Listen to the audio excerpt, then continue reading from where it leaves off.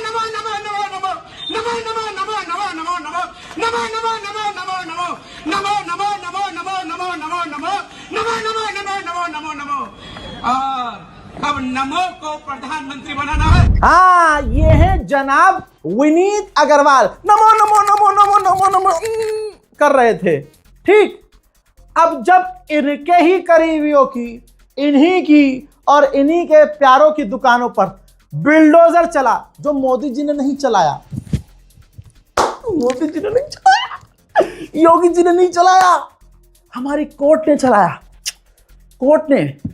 और जो हिंदू समुदाय कहता है, जो कोर्ट के खिलाफ जाता है वो देश का गद्दार होता है। होता है कि नहीं होता है? होता है।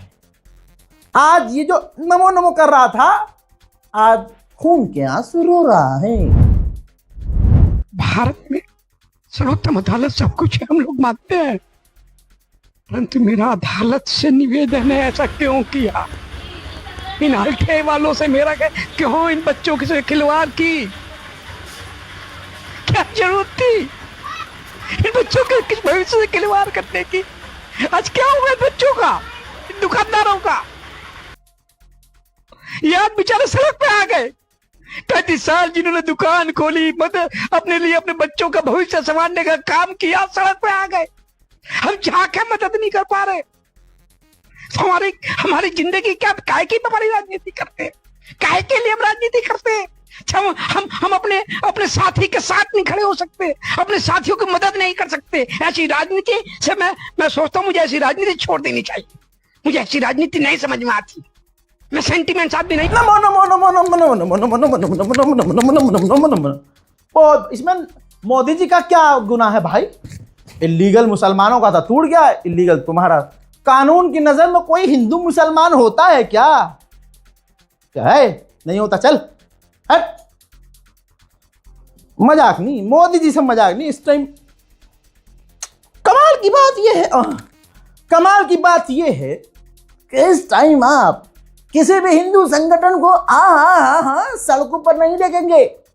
मेरठ से लेकर दिल्ली में जो दुकानें तोड़ी गई और जो तोड़ी जा रही हैं मुल्क भर में, वहां पर हिंदू संगठन मोदी है तो मुमकिन है,